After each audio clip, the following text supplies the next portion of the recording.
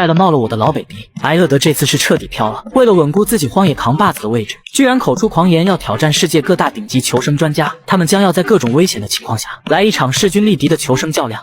本期德爷来到了泰国北部的一片丛林，他的对手则是米国退伍军人奈德。他曾参加过海湾战争，绝对算得上是求生界的顶级选手。在一番虚情假意的嘘寒问暖后，导演组向两人介绍比赛的基本规则：挑战全程50公里，没有缺德地图，没有指南针，谁先抵达终点大坝谁就是赢家。与以往挑战不同，这次他们不仅被允许携带打野刀，甚至还有储备粮摄影师全程跟随拍摄。导演组9块9包下一辆核动力皮卡，将两人送到挑战地点。在接下来的几天里，他们将在这里自取灭亡。比赛刚开始，两人一路火花带闪电朝山下狂奔，他们的目标都是山脚下的河流。这里的地势崎岖又湿滑，稍不留神就可能8人一桌吃大席。于是德爷扯下一根又粗又细的藤蔓，将其牢牢固定在树上，随后便沿着陡峭的山崖往下爬。可人算不如天算，只见德爷突然脚下一滑，刘德华直接连人带装备滚了下去。好在德爷福大命大。与此同时，另一边的奈德也遇到了相同的难题，于是他砍下一根竹子充当手刹，总算有惊无险来到谷底。走着走着，奈德又发现了一棵芭蕉树，芭蕉树的树干含有大量的水分，奈德通过挤压树干补充了一点水分。不仅如此，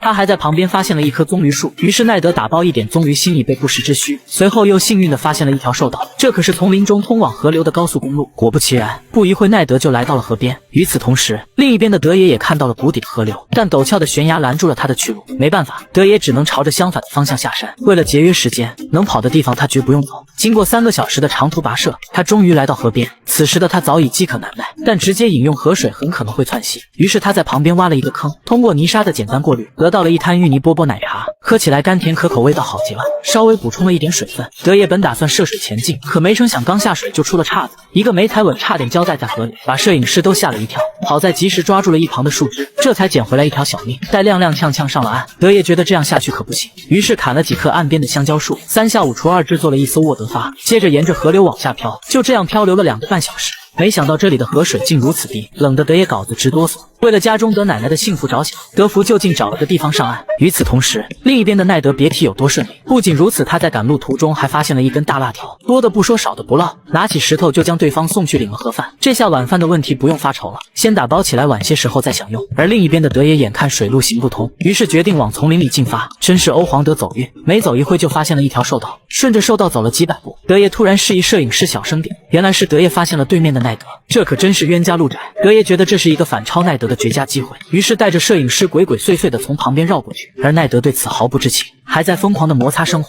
就在德爷忙着赶路的时候，奈德那边已经吃上了香喷喷的烤辣条，反观德爷这边可就惨了，为了赶进度，甚至连火都没升起来。转眼时间来到第2天，一大早德爷就出了发。经过一番深思熟虑，德爷决定抄近道前进，不出意外的话，很快就能与奈德拉开距离。然而理想是美好的，现实是残酷的，看不到尽头的上坡路让德爷累得上气不接下气，艰难跋涉了几百米，又有一道瀑布拦在面前。也许是为了证明自己男人的魅力，平常的德必绕竟然罕见的选择了与瀑布正面硬刚。湿滑的岩石加上强劲的水流，让德爷根本没有落脚点。不出意外的话，意外马上就要来了。突然德爷脚下一滑，从上面摔了下来，一声清脆的声响让摄影师都捏了一把冷汗，生怕自己当场失业。好在德爷吉人自有天相，虽然摔到了脑瓜子，但好在发型没乱，稍微休息片刻，德必绕还是老老实实选择绕路。与此同时，另一边的奈德找到了一个山洞，本着有洞必钻的原则，做了一根火把就进入其中，说不定能在里面找到一些蛋白质。果不其然，岩壁上爬满了大大小小的蝙蝠，奈德也不跟他们客气，直接一闷棍就送其领了盒饭，接着继续往深处探索。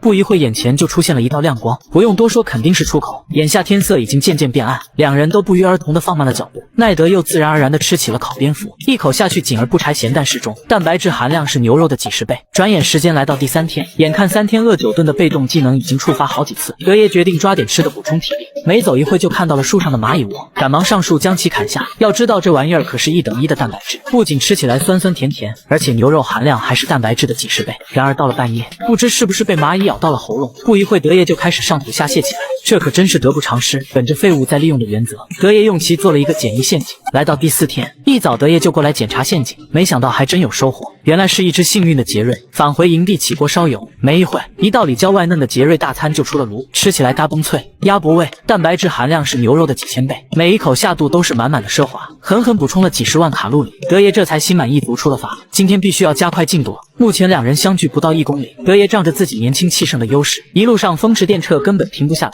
相反，奈德明显有些力不从心，走着走着还发现了路上的脚印，毫无疑问是德爷留下的。根据自己多年的经验推断，德爷应该刚走没多久，看来还是有希望反超他的。于是奈德决定坐艘竹筏前进，砍了几根成年的小树，3下5除2就做好了一艘竹筏。与此同时，伍迪老表已经在终点等候他们。到底谁会率先抵达终点呢？突然，德爷出现在了水库下面，顺着绳子率先抵达终点。看来还是德爷3天饿9顿的技能略胜一筹。没一会，奈德也紧随而来。两人见面，先是来了一波商业互吹。奈德也在这次挑战领教到了德爷的厉害。到此，本期挑战也就到此结束了。